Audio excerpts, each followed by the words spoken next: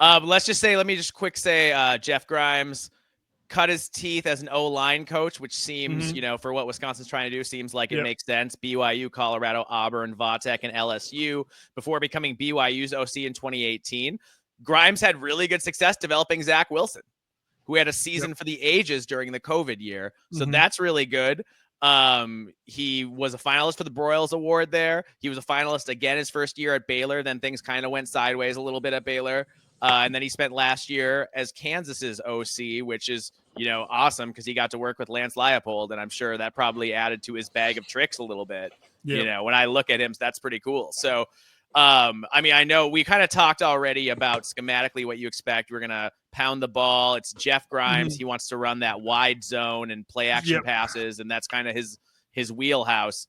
What do you think of him as a personality and kind of is with his, what do you like? Is there anything that jumps out at the time he's been coached, like his energy what do you think about that? Yeah. I've kind of seen some posts on social media that they want to get back to nasty football. They want to get back to dominating the ground game again. And they haven't made that a secret, right? That's what this regime and what this system with Grimes as the OC certainly wants to do. And it's not going to be, I think we need to make one thing clear. We're not going to be lining up an I formation every play like it's the 90s. Okay. We're not going to be running it's modern football. Yeah. It is the modern version of what Wisconsin probably should be. So it's interesting when Grimes got hired. I was kind of scrolling through the Twitter sphere and what Kansas fans were actually like, oh, great. Our offensive coordinator is leaving. And that kind of gave me a little bit of like, oh, okay, maybe this guy, isn't maybe what we're looking for. You would want the team that he's leaving to maybe be a little bit bummed out.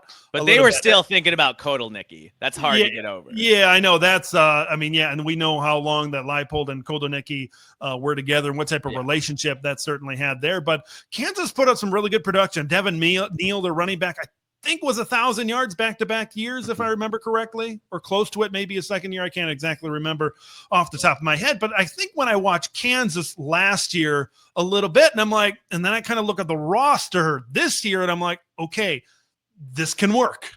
This can work. Because I think there are a few things to get excited about as it pertains to Wisconsin's passing game this upcoming season, but it's got to be that balance. It's got to start with the run game. That's where it's got to start, I think, for Wisconsin. And you need to establish something. I think maybe you guys have talked about this on your show before. You got to have something, and you got to stick with it.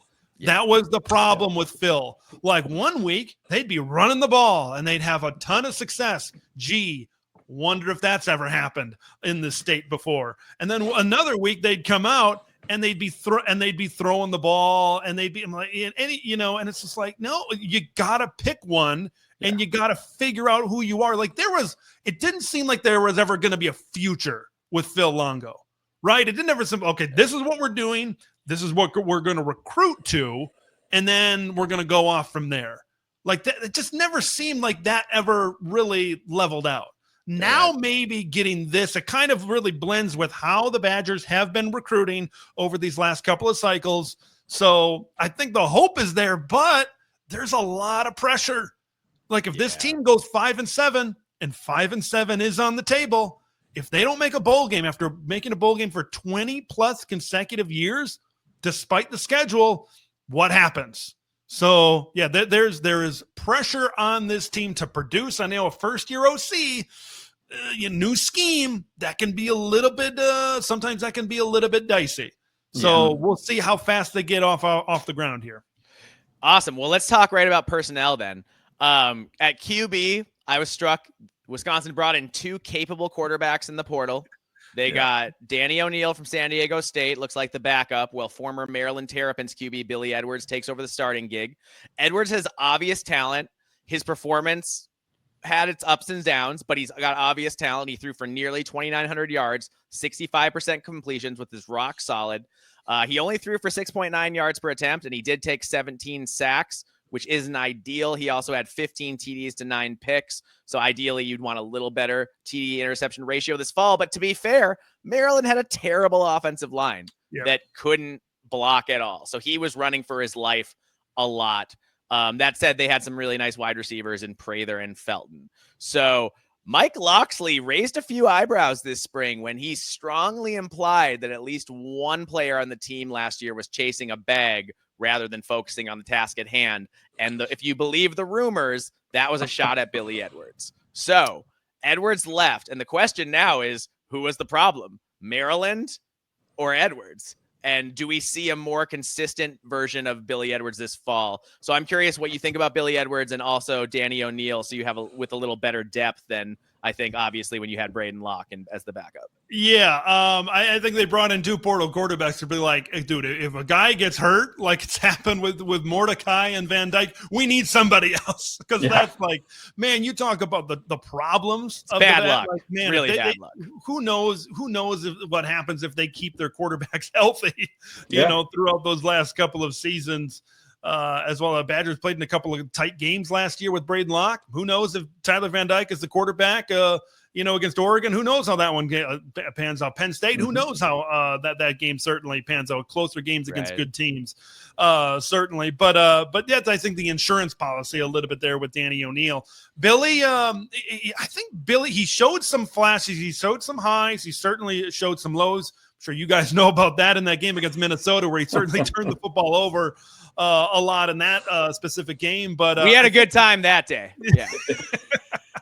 I think the thing with Billy is there's considering what we just talked about with the offensive scheme is there's not going to be as much pressure on him as maybe there was at Maryland. You look at Maryland, whether it was with Taulia Tagovailoa, that's more of a pass first type of offense. Okay, there's a little bit more pressure to maybe distribute the football first and more often in that stance. Like Wisconsin, if they get kind of down to that run first type of offense, I think things are going to be more comfortable, certainly for Billy within this offense as well. And maybe we'll talk about here in a minute. Some of the weapons out there could be pretty solid as well for Billy. So I think, like, considering what this year was, with the offensive coordinator change and, what you had from a recruiting standpoint, you obviously, I don't love going into his third year and it's another portal quarterback and there's not really a great sign. And they got Carter Smith, who's a 4-star true freshman.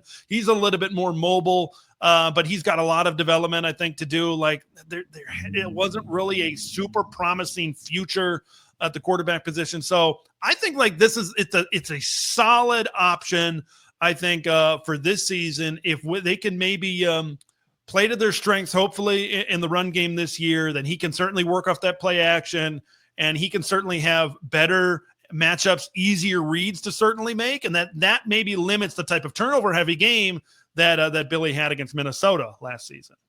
Yeah, no, those are really good points. Let's since you mentioned, let's move on. Let's go to running back. I think since that's going to be the focal point of the offense, let's talk about him. Yep. It seems like it's going to go as far as Dylan Jones and Darian Dupree can take. The Badgers will go as far as they can take them. I just got to ask, what are your expectations for those guys? How would you compare them to maybe Badger star running backs that have come before? And where would you rank them on a scale from like average starting Big Ten running back to superstar?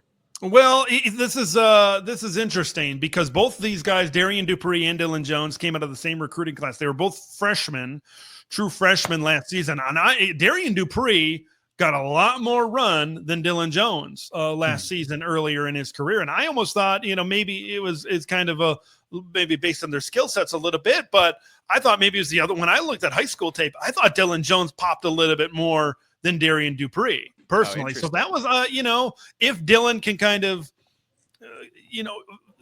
what he was in high school, if he can kind of be that type of guy his sophomore year, considering, and then what you saw some good things from Darian, I think that I'm looking for that to be a really good 1-2 combo. And then you look at someone like Cade Yakamele, who's kind of a little bit of a smaller guy, but still he's very quick. He's very quick, certainly as well. So I think the hope is that Wisconsin can have those 2 4-star running backs in Dupree and Jones be a complement of each other this season.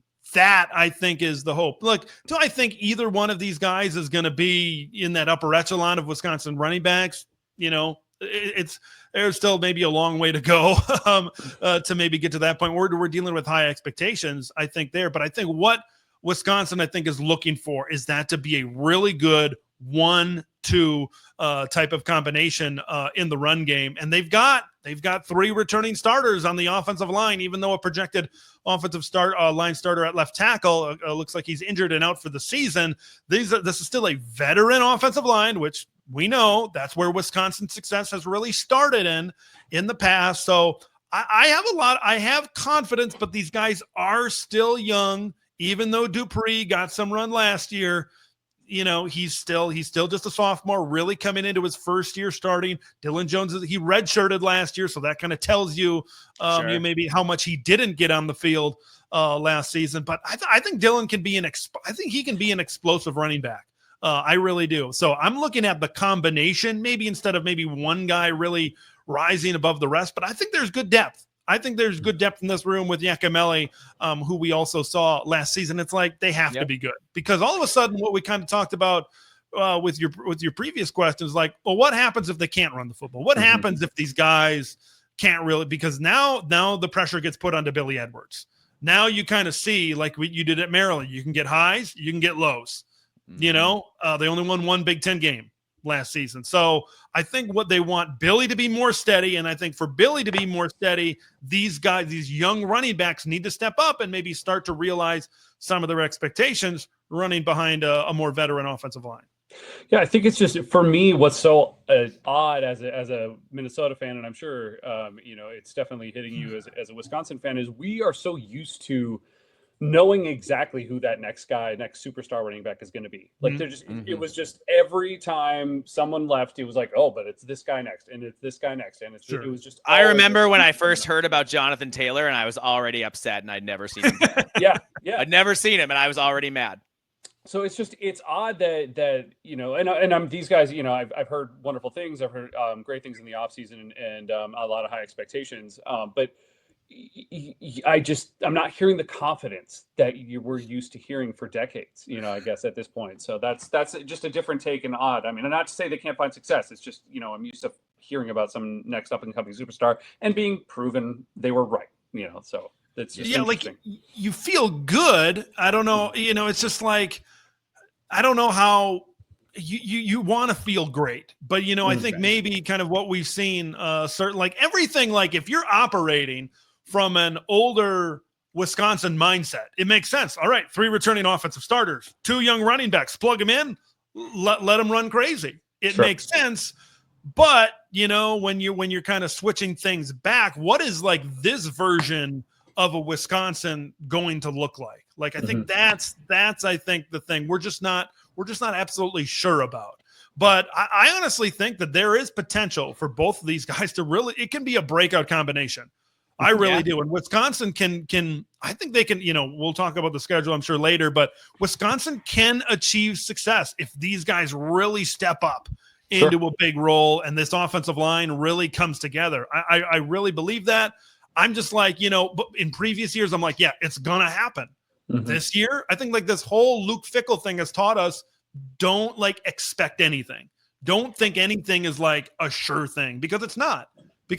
And now you're kind of flipping back. Yeah, Wisconsin had success in the run. When they had success in these first couple of years, it had been when they're running the football. So in theory, that's the way it should go.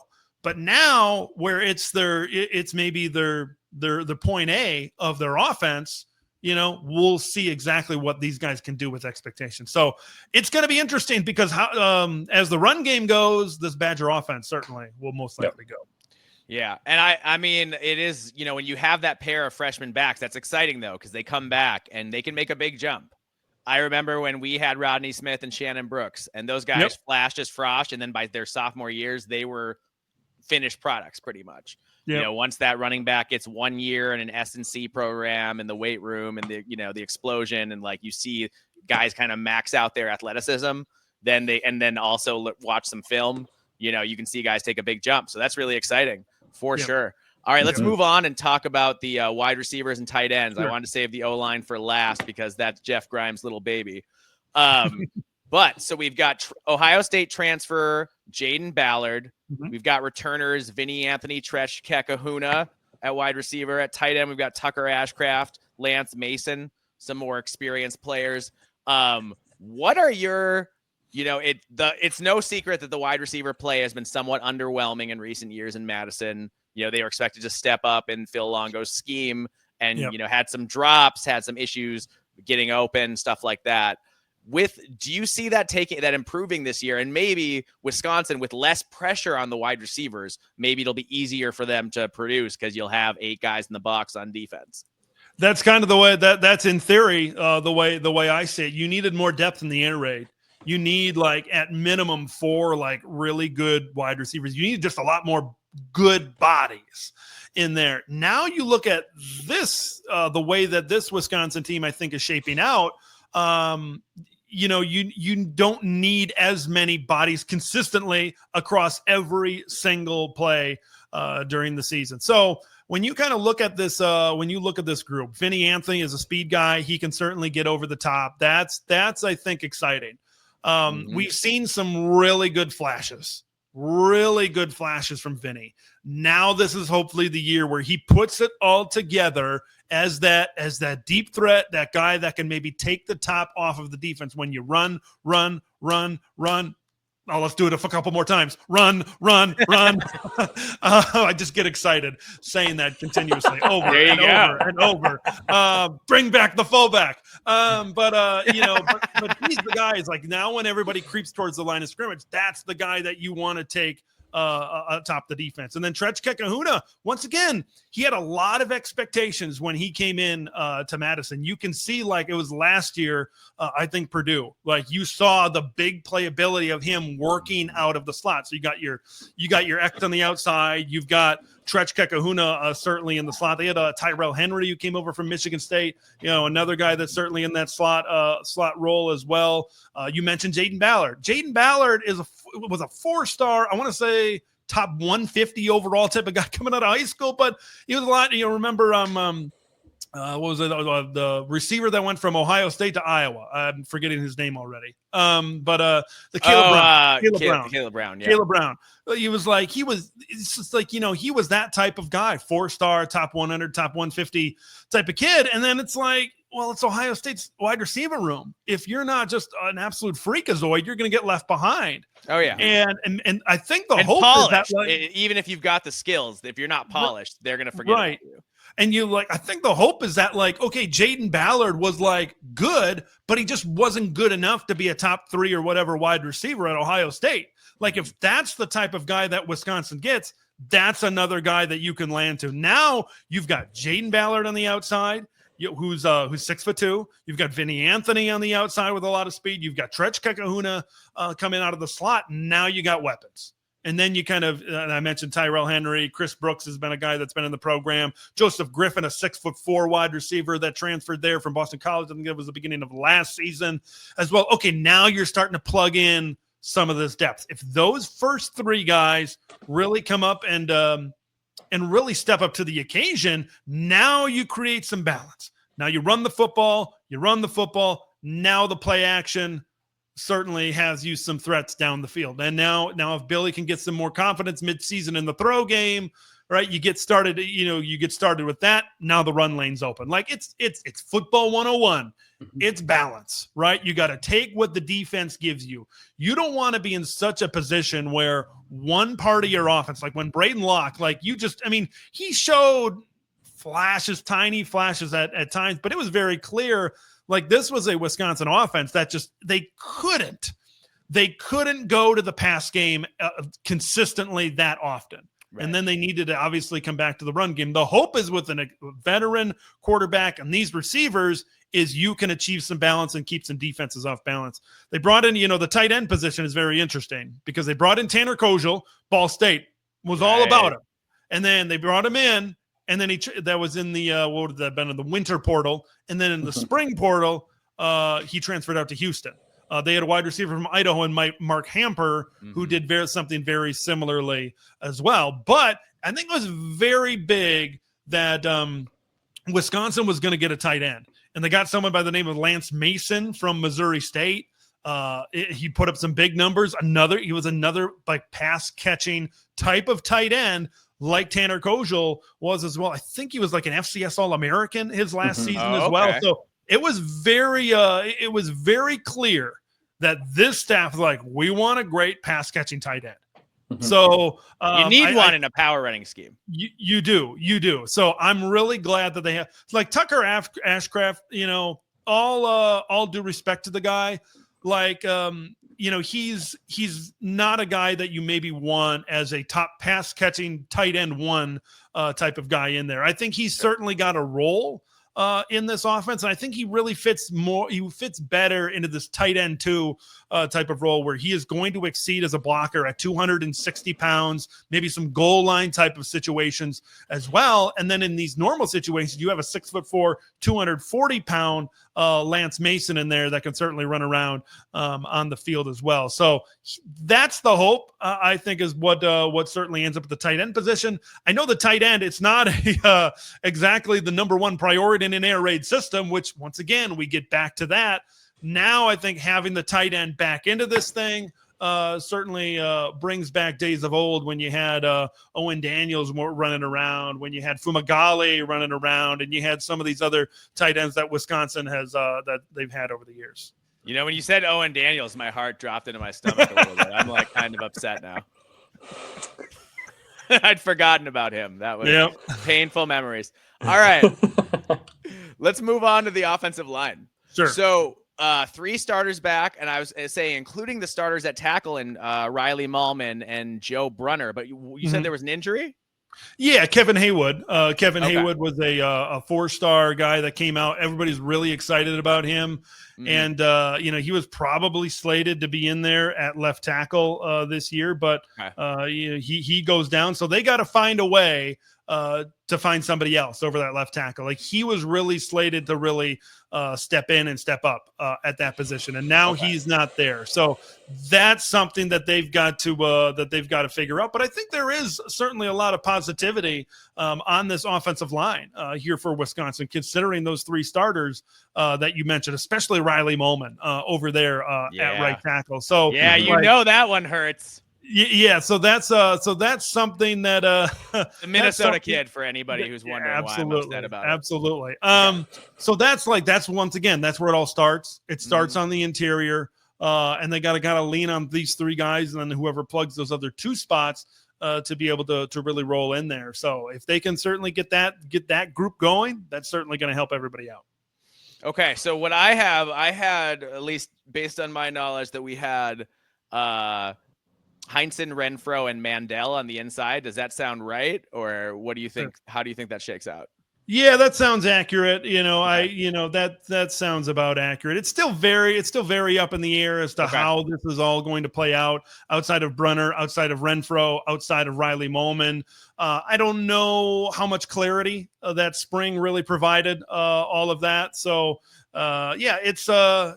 it's going to be very, and I think like that's the problem, is that Kevin Haywood on an ACL tear, that injury was man, that was tough, because I think he was like in the 2 deep last year as a true freshman. There was a lot of excitement of him coming out of Pennsylvania, be like, all right, he's going to take some time, maybe as a backup if we really need him, type of deal. All right, that's what's going to happen, and then he's going to rise up into a starting role.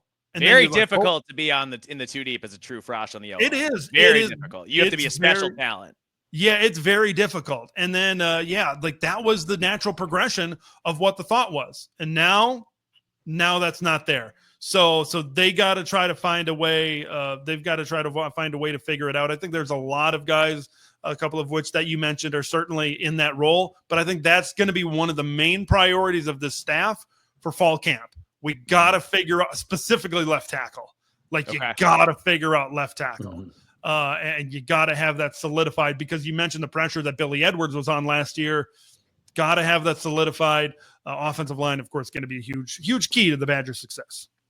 Absolutely. And then what do you think about the offensive line depth? Is there some you feel good about, or is it young, or where is it at?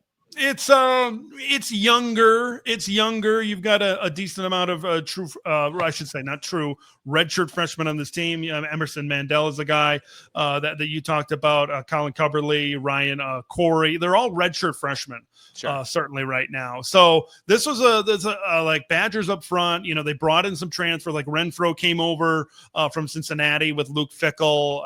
So I think like after this year, we're really going to find out what this next group of Badgers up front is really all about. So, like, if like two of these guys go down of those three that we mentioned, we'll see.